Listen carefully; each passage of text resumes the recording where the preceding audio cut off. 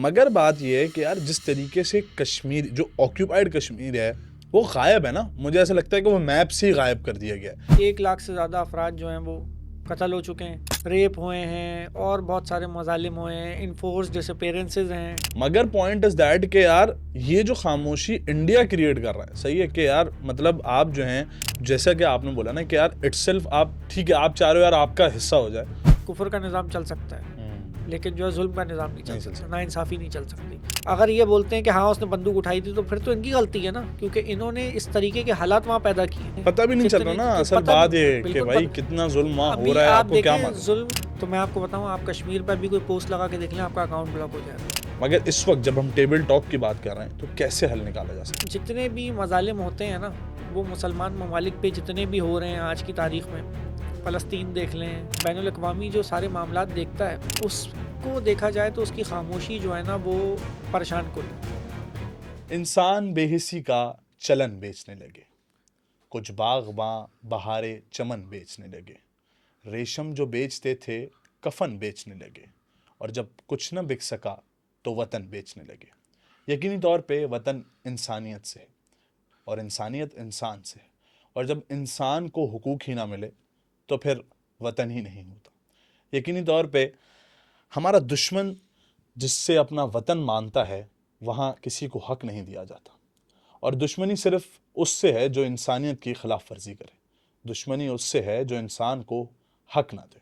और तभी हम हमेशा हक लेने वाले के साथ, यानी जो मजलूम है उसके साथ, जालिम के खिलाफ हैं और जालिम के खिलाफ आवाज़ बुलंद करते हैं। आज 27 अक्टूबर, जिसे स्याह दिन बनाया जाता है कश्मीरियों के लिए, कश्मीर की जुल्म बर्बरियत पर हमेशा हम अफसोस करते हैं। हमेशा ये सवाल किया जाता है कि जिस तरीके से उन पर जुल्म हो रहा है, क्या उस पर कोई सवाल नहीं उठाएगा। मगर पाकिस्तान वो वाहिद खित्ता है जिसका बच्चा बूढ़ा बड़ा माएँ बहनें सब इस पे सवाल करते हैं। और इसी आवाज़ को उठाने के लिए आज हमने हमारे साथ इंसानी हुकूक की पासदारी और इंसानी हुकूक पे बोलने वाले हर नौजवान इनको आज की दुनिया में कराची के शहर में जानता भी है, पहचानता भी है, और जब जब किसी के साथ जुल्म होता है तो नीचे हमारी आज की फेसबुक पोस्ट में हमेशा एक नाम हम टैग हुआ हुआ देखते हैं, वो है फ़हद बलोच। फ़हद भाई अस्सलाम वालेकुम। वालेकुम सलाम। कैसे हैं आप, खैरियत से हैं? अल्लाह का। फ़हद भाई, हमेशा आप कराची के मसले, पाकिस्तान के मसले, किसी के साथ कोई कोई बड़ा सान्या हो जाए, हम अकेला फ़हद बलोच को खड़ा हुआ देखते हैं, जुल्म के ख़िलाफ़ आवाज़ उठाते हुए देखते हैं। चाहे मतलब मुझे ऐसा लगता है कि अब नौजवान कहीं भी फंसता है ना तो वो आपको मतलब उसको शायद इतना किसी और से वो नहीं है जितना आपसे, कि वो आपको टैग ज़रूर कर देता है। आज का दिन बहुत बड़ा दिन है।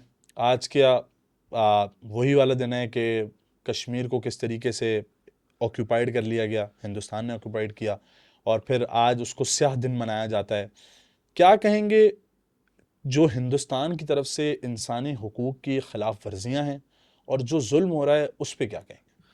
सबसे पहले तो देखें कि जो खिलाफ वर्जियाँ हिंदुस्तान ने अब तक कश्मीर में की हैं, उसका मैं जहाँ तक तज्जिया कर पाऊँ तो 1 लाख से ज़्यादा अफराद जो हैं वो कत्ल हो चुके हैं, और तकरीबन कोई 2-2.5 लाख लोग जो हैं वो इसी इनके उसमें जो है इन्होंने टॉर्चर करके ज़ख्मी किए हैं, रेप हुए हैं और बहुत सारे मजालिम हुए हैं, इनफोर्स डिसअपेरेंसेस हैं, ठीक है। और इसके अंदर सबसे अहम चीज़ ये देखी जाएगी कि जो लोग मारे गए हैं उनमें से कुछ ऐसे भी हैं जिन्होंने पीएचडी तक पास किया हुआ था, पीएचडी डॉक्टर्स तक जो हैं वो अल्लाह कश्मीर में, अकबर। और उनको बाद में फिर उन्होंने ये बना दिया कि वो जमात उद दावा के जो हैं वो लीडर बन गए थे और ये थे वो थे, अपना बनाने के लिए। या आप खुद सोचेंगे कोई एक पीएचडी किया हुआ आदमी इतना पागल कैसे हो सकता है कि वो हाथ में असला उठा ले, या जो बिल्कुल भी है सही जो ये बात। बोलते हैं, अगर ये बोलते हैं ठीक है, अगर इनकी बात को भी माने तो ये नैरेटिव किस तरह किसने बनवाया उनका, आप मेरी बात समझ रहे हैं? बिल्कुल सही कह रहे कि हैं। अगर उन्होंने असला उठा लिया तो एक पीएचडी पास किया हुआ आदमी कभी किसी पे बंदूक चलाएगा इतना पढ़ने के बाद? अगर ये बोलते हैं कि हाँ उसने बंदूक उठाई थी तो फिर तो इनकी गलती है ना, क्योंकि इन्होंने इस तरीके के हालात वहाँ पैदा किए, ठीक है। दूसरी चीज़ ये देखी जाए कि उनको, अगर वो दहशतगर्द भी थे तो कानून के ज़रिए क्यों नहीं प्रोसिक्यूट किया गया? जो हम कानून की बात करते हैं ना पूरी दुनिया में, आप देखें कि जितने भी मजालिम होते हैं ना, वो मुसलमान ममालिक पे जितने भी हो रहे हैं आज की तारीख में, फ़लस्तीन देख लें, ईरान की जंग देख लें जो अभी चल रही है, बात ये है कि यूनाइटेड नेशंस जो हमारा बैनुल-अक़वामी जो सारे मामलात देखता है, उसको देखा जाए तो उसकी खामोशी जो है ना वो परेशान कुन है। तशवीश का इज़हार इस पे है सबसे ज़्यादा कि वो खामोश क्यों हैं। अगर आप यही कहीं आगे पीछे किसी और जगह पे कोई बम ब्लास्ट हो जाए, कुछ हो जाए, किसी वेस्टर्न कंट्री में कुछ हो जाए, तो यूनाइटेड नेशंस अपना रोल प्ले करता है।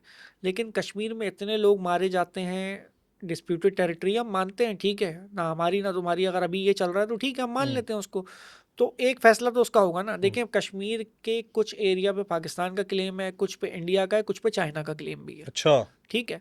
अब बात ये है कि अगर इन चीज़ों को प्रॉपर्ली चलाया जाए तो प्रॉपर्ली चलते चलते तो ये बन सकती है कोई चीज़, लेकिन अगर इसका कोई हल ही नहीं निकाला जाएगा तो ये तो फिर ताहयात पाकिस्तान और इंडिया के दरमियान जो है वो एक जंग की सूरत हमेशा के तौर पे बनी रहेगी। एक ही बोन ऑफ कंटेंशन है ना हमारे पास, मसला है कश्मीर, और हमारी कोई बोन ऑफ कंटेंशन नहीं है, ना उनकी है ना हमारी है। तो इसको हल करने का जो असल मैंडेट है, वो हल करने का मैंडेट जो है वो सारा यूएन के पास है, और वो खामोश बैठा हुआ है तमाशाई। वो चाहता ही नहीं है कि ये मामलात हल हों। अगर ये मामलात हल हो सकें, पाकिस्तान इंडिया के कोई बिजनेस रिलेशंस बन सकें या कोई मामलात और बेहतर हो सकें, कश्मीर भी उसमें इन हो सके, तो उनका एक बेहतर फ्यूचर होगा।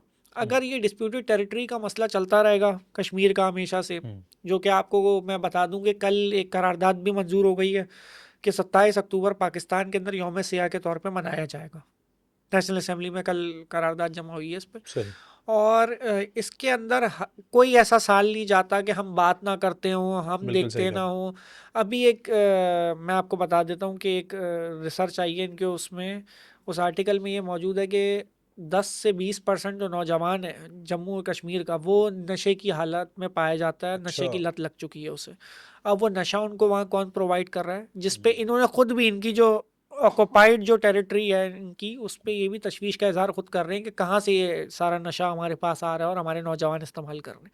तो भाई अगर आपने एक जगह कब्जा भी की हुई है किसी की, आप वहाँ पे कम से कम उनको कब्जा करके बैठे हुए हो, उनको रहने का हक तो दे दो, उनको जीने का हक तो दे दो। वो बिल्कुल तो सही कह रहे बात की बात है कि कोई आप फेट डिसाइड क्या होगा उनका, कि वो पाकिस्तान जाएंगे, वो इंडिया जाएंगे, या वो कहीं नहीं जाएंगे। यही सवाल है ना। देखें अभी हम ये डिस्कशन कर रहे थे यूएन वाली, कि चले आलमी बिरादरी खामोश है, हमें ये नज़र आता है कि यार आलमी बिरादरी चलें इस चीज़ पे हम सवाल उठा सकते हैं कि यार वैसे उस तरीके से आवाज़ नहीं उठाई जा रही।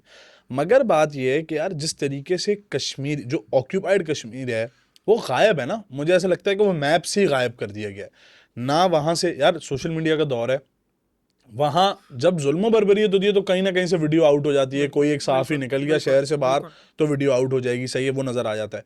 मगर पॉइंट इज दैट कि यार ये जो खामोशी इंडिया क्रिएट कर रहा है, सही है कि यार मतलब आप जो हैं, जैसा कि आपने बोला ना कि यार इटसेल्फ आप ठीक है, आप चाह रहे हो यार आपका हिस्सा हो जाए, तो हकूक तो दो, बिल्कुल। या आप तो मारना चाह रहे हो। देखिए जहाँ तक जर्नलिस्ट की बात है, वहाँ ऐसे जर्नलिस्ट भी हैं जिनको जो है उन्होंने ट्रैवल पे पाबंदियाँ लगाई हुई हैं, ठीक है, ताकि वहाँ का सच बाहर ना आ सके। ठीक है, दिखता उतना ही है जितना थोड़ा बहुत हम देख पाते हैं। अंदर की हालत तो आपको पता है, खबर की मुर्दा ही जानता है। बिल्कुल सही ठीक है। है, कि क्या हाल उसके साथ हो रहा है, खाने को मिल रहा है नहीं मिल रहा, मार रहे हैं, उठा के ले जाते हैं, कोई कानून नहीं है। तो देखिए ऐसे तो जो है ना वो मौला अली का कॉल है ना, आपने सुना है कि कुफर का निज़ाम चल सकता है, लेकिन जो है जुल्म का निज़ाम नहीं चल नहीं चल सकता, सकता। ना इंसाफ़ी नहीं चल सकती। तो वो असल में इसी वजह से है कि देखें वो ये कब तक चला लेंगे, और कब तक ये देखें, उनका एक अपना नैरेटिव है ना। अगर वो अपने हिसाब से सोचते हैं, हिंदुत्व जो उनका एक कॉन्सेप्ट है उसके हिसाब से वो सोचते हैं, और वो ये कहते हैं कि अगर हमने पाकिस्तान से कोई डील कर ली अपनी हुकूमत में, तो अगली हुकूमत तो हमें इलेक्शन में वोट मिलेगा ही नहीं। उनका एक अपना नैरेटिव है, उनकी आवाम का एक नैरेटिव है कि यार कश्मीर दे दोगे पाकिस्तान को, ये कश्मीर में कोई फ्लेक्सिबिलिटी लाओगे तो तुम्हारा कोई किरदार नहीं है, अगली दफ़ा वोट बैंक कट जाएगा। तो वो उस वजह से मजबूर है। लेकिन देखें अगर वो मजबूर हैं और हम मजबूर हैं या कोई भी मजबूर है, तो यूएन तो है ना, यूनाइटेड नेशंस, जिसमें हम सब मौजूद हैं, और बाकी दोस्त ममालिक हैं, वो अपना किरदार अदा कर सकते हैं, वो आ सकते हैं इसके बीच में, और कोई जो है बीच में हल निकल सकता है। हल निकल सकता है इसका। ठीक है, कोई आर्बिट्रेशन हो सकती है, कोई मीडिएशन हो सकती है, बैठ के जो है वो सारे मामला हल हो सकते हैं। लेकिन मसला ये है, इंडिया इसको हल करना चाहता ही नहीं है। वो कहता बिल्कुल है कि सही कह रहे हो। बंदूक के जोर पे चल रहा है, मैं मार मार के लोगों को हल करता रहूंगा, मुझे कोई मसला नहीं, क्योंकि वो बड़ा बहुत है। वो कहता है कि मेरी इकोनॉमी बहुत बड़ी है, मुझे कौन जो है वो रोकेगा। आप खुद देखें G20 का मेंबर है, मुल्क दूसरे ममालिक चुप इसीलिए रहते हैं, वो कहते हैं हमारे बिजनेस टर्म्स हैं, हम क्यों इनके खिलाफ जाएं, ठीक है। लेकिन ये कितने और साल चल जाएगा, कितने और अरसे चल जाएगा, कितने लाख लोग और मर जाएंगे इसके अंदर, उसका कोई नहीं सोच रहा। आप देखें इसराइल और फ़लस्तीन की सिचुएशन सेम है, फ़लस्तीन में लोग मर रहे हैं लेकिन दुनिया बैठी हुई खामोश तमाशाई है। क्यों तमाशाई है? क्योंकि सबके इसराइल से बिजनेस टर्म्स है, कोई बोलना नहीं चाहता कि फ़लस्तीन के हक़ में बोले और कोई बात हो। लेकिन क्या है, वो भी आप देखें उनके भी फ्रीडम ऑफ प्रेस के ज़रिए जो लोग आ जाते हैं बीच में, फ़लस्तीन का झंडा किसी तकरीब में खोल के दिखा देते हैं, या फ्री फ़लस्तीन के जो हैं वो अपने बोर्ड्स उठा लेते हैं, प्ले कार्ड उठा लेते हैं, तो वो इसी वजह से कि वो थोड़े बहुत कर रहे हैं। लेकिन आप देखें इन थोड़े बहुत लोगों के करने से कुछ भी नहीं होगा। सही है। असल करना जिन्होंने है वो खामोश बैठे हुए। सही है। वो पूरी दुनिया में जब उन पे खुद हो जाए जुल्म तो वो कहते हैं हम मजलूम हैं, और दूसरे पे हो जाए तो वो कहते हैं सही है, इनका तो ये है, ये मसला है, वो मसला है, समझ रहे हैं, इंटेलिजेंस बेस्ड मसला है। देखिए अफगानिस्तान में 20 साल अमेरिका ने जंग लड़ी ना, आखिर में हार के निकला वहां से।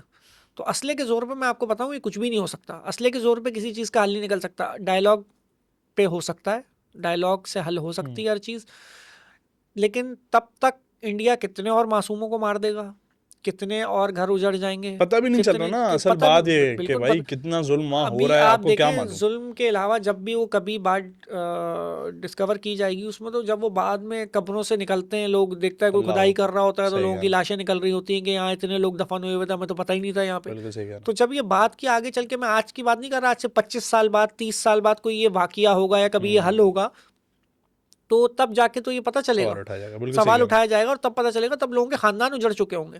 लेकिन वो किसी को कोई होश नहीं है कि खानदान उजड़ रहे हैं या नहीं, क्योंकि उनका अपना नहीं उजड़ रहा। जब अपना उजड़ता है तो फिर बात होती है कोई इस पर। भाई अगर एक सवाल किया जाए कि एज एन फ़र्द वाहिद, आज के इस प्रोग्राम में अगर हम इस कॉन्सेप्ट पे आएँ कि फ़र्द वाहिद आलमी सतह पर इस मसले को कैसे ला सकता है, तो आपके जहन में कोई बात आती है कि यार ये फ़ाहद बलोच को ये करना चाहिए, अवैध रज़ा को ये करना चाहिए, किस तरीके से हम वो पॉइंट ऑफ व्यू ला सकते हैं?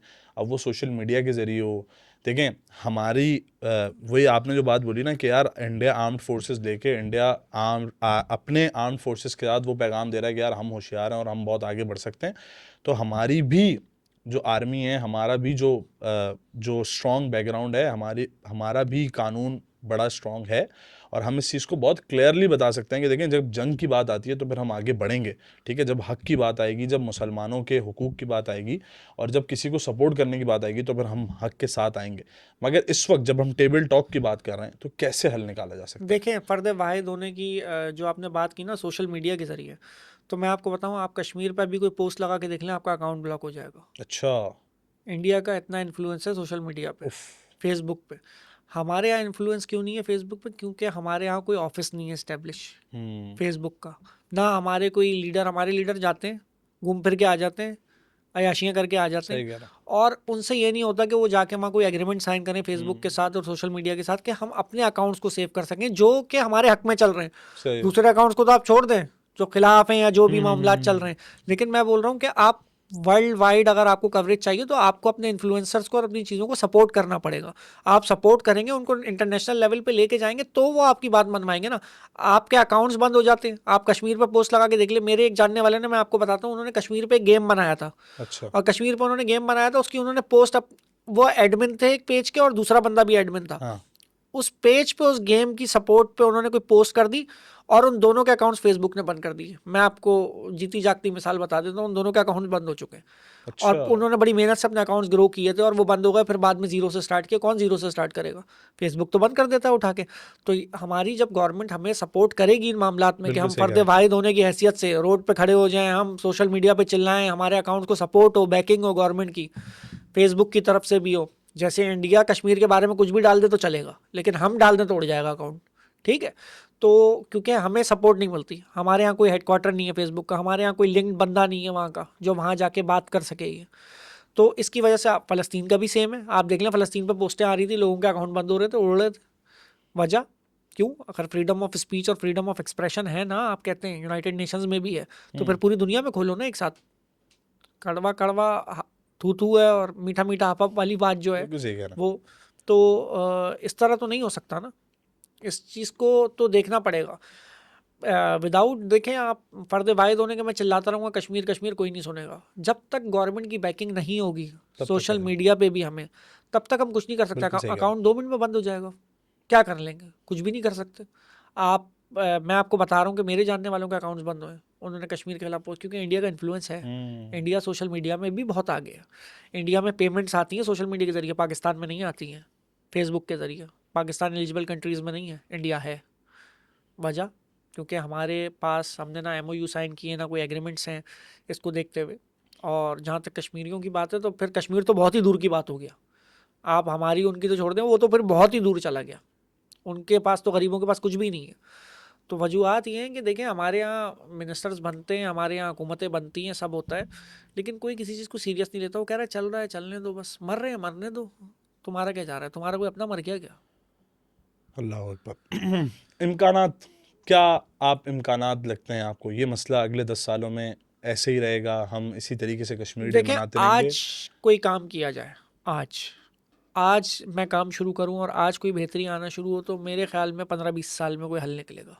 सही है, बेहतरी आ आज गई। वो उन्होंने आज के ब्लैक डे तारीख जो है वो कर दिया ब्लैक 27 देखिए अक्टूबर। ब्लैक डे करना बहुत अच्छी बात है, लेकिन उससे उनकी ज़ात पे तो कोई फ़र्क नहीं पड़ा ना। UN में कोई फ़र्क पड़ रहा है?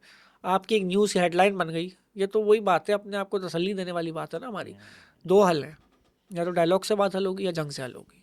बस जंग हम कर नहीं सकते ना हम करना चाहते, डायलॉग से हल करने की कोशिश बिल्कुल सही करें। कहा। बहरहाल बात यह है कि डायलॉग इस तरफ होगा तो यकीनी तौर पे अमन या जंग का ऐलान होगा, मगर यकीनी तौर पे जब बात आती है कि हमें आवाज़ उठानी है तो हम अपने प्लेटफॉर्म्स पे ज़रूर आवाज़ उठाते हैं, क्योंकि जब आप दीन इस्लाम को मानने वाले हैं तो फिर आवाज़ उठाना, जुल्म के ख़िलाफ़ बोलना बहुत ज़रूरी है।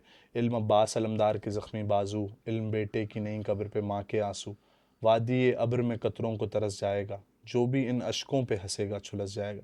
तो बात यह कि इन चीज़ों को बहुत फोकसली, और हर इंसान की ज़रूरत है, जो इस वीडियो को देख रहा है, आपको मतलब आपका हक है कि आप जो है वो ज़रूरत है, फ़र्ज़ है आप पे कि आप जो है वो जुल्म के ख़िलाफ़ आवाज़ उठाएं और बोलें ज़रूर। फ़ाद भाई आपका बेहद शुक्रिया। Thank you. उम्मीद करते हैं कश्मीरियों को उनका हक मिलेगा। मैं आपका मेज़बान सैयद अवैध रज़ा इजाज़त चाहता हूँ। बहुत शुक्रिया।